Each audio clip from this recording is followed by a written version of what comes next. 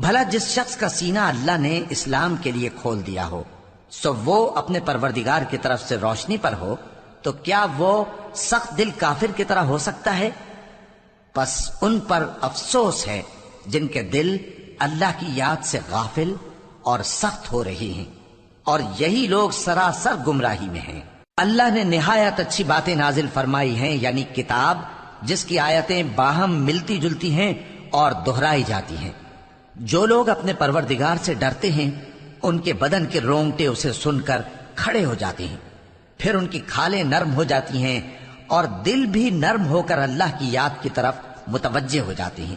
یہی اللہ کی ہدایت ہے، وہ اس سے جس کو چاہتا ہے ہدایت دیتا ہے، اور جس کو اللہ گمراہ رہنے دے اس کو کوئی ہدایت دینے والا نہیں۔ بھلا جو شخص قیامت کے دن اپنے چہرے پر برے عذاب کو روکتا ہو، کیا وہ ویسا ہو سکتا ہے جو چین میں ہو؟ اور ظالموں سے کہا جائے گا کہ جو کچھ تم کرتے رہے تھے اب اس کے مزے چکھو۔ جو لوگ ان سے پہلے تھے انہوں نے بھی تکذیب کی تھی، تو ان پر عذاب ایسی جگہ سے آ گیا کہ ان کو خبر ہی نہ تھی۔ پھر ان کو اللہ نے دنیا کی زندگی میں رسوائی کا مزہ چکھا دیا، اور آخرت کا عذاب تو بہت ہی بڑا ہے۔ کاش یہ سمجھ رکھتے۔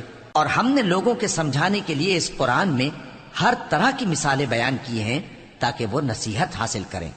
یہ قرآن عربی ہے جس میں کوئی عیب اور اختلاف نہیں، تاکہ وہ ڈر مانے۔ اللہ ایک مثال بیان کرتا ہے کہ ایک شخص ہے جس میں کئی آدمی شریک ہیں مختلف مزاج کے، اور ایک آدمی پورے کا پورا ایک شخص کا غلام ہے۔ بھلا دونوں کی حالت برابر ہے؟ نہیں، الحمدللہ، مگر یہ اکثر لوگ نہیں جانتے۔ اے پیغمبر، تم بھی مرنے والے ہو اور یہ بھی مرنے والے ہیں، پھر تم سب قیامت کے دن اپنے پروردگار کے سامنے جھگڑو گے۔ پھر اس سے بڑھ کر ظالم کون جو اللہ پر جھوٹ بولے اور سچی بات جب اس کے پاس پہنچ جائے تو اسے جھٹلائے۔ کیا جہنم میں کافروں کا ٹھکانہ نہیں ہے؟ اور جو شخص سچی بات لے کر آیا اور جس نے اس کی تصدیق کی وہی لوگ متقی ہیں۔ وہ جو چاہیں گے ان کے لیے ان کے پروردگار کے پاس موجود ہے۔ نیکوکاروں کا یہی بدلہ ہے، تاکہ اللہ ان سے برائیوں کو جو انہوں نے کی دور کر دے، اور نیک کاموں کا جو وہ کرتے رہے ان کو بدلہ دے۔ کیا اللہ اپنے بندے کو کافی نہیں؟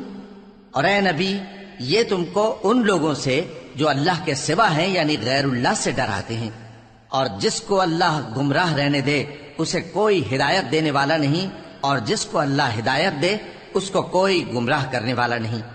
کیا اللہ عزت والا بدلہ لینے والا نہیں ہے؟ اور اگر تم ان سے پوچھو کہ آسمانوں اور زمین کو کس نے پیدا کیا تو کہہ دیں گے کہ اللہ نے۔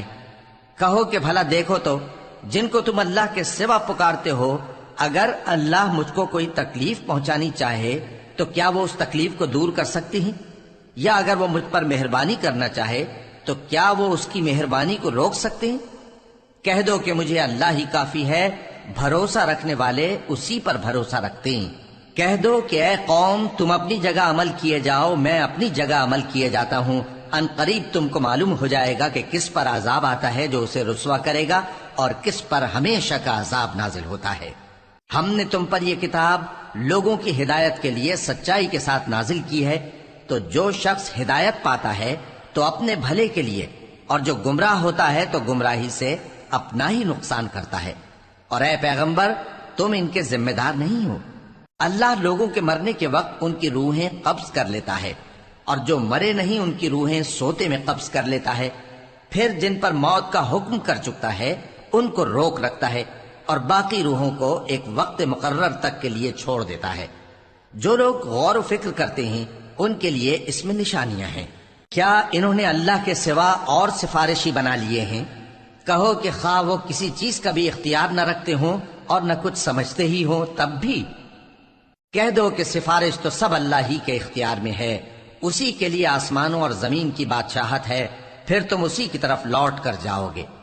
اور جب ایک اکیلے اللہ کا ذکر کیا جاتا ہے تو جو لوگ آخرت پر ایمان نہیں رکھتے ان کے دل گھٹ جاتے ہیں، اور جب اللہ کے سوا اوروں کا ذکر کیا جاتا ہے تو فوراً خوش ہو جاتے ہیں۔ کہو کہ اے اللہ، اے آسمانوں اور زمین کے پیدا کرنے والے، پوشیدہ اور ظاہر کے جاننے والے، تو ہی اپنے بندوں میں ان باتوں کا جن میں وہ اختلاف کرتے رہے ہیں فیصلہ کرے گا۔ اور اگر ظالموں کے پاس وہ سب مال و متاع ہو جو زمین میں ہے اور اس کے ساتھ اسی قدر اور ہو، تو قیامت کے روز برے عذاب سے رہائی پانے